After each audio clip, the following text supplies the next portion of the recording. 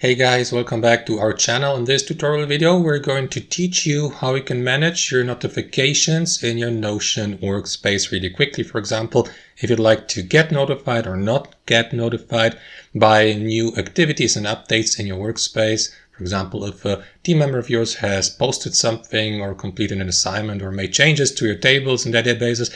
So guys, let me show you really quickly how to do that. Head over to Notion, make sure that you're logged in with your associated account, of course.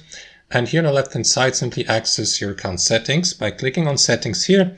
And here inside your account settings, pay attention to the panel to the left and simply head over to the notifications section here. And here you may, for example, enable or disable the given notifications, like for example, Slack notifications, if you use a Slack integration here on Notion, or email notifications for specific activities in your workspace, or to always send email notifications for page updates, and so on and so forth. Simply switch the given email notification on or off here to the right.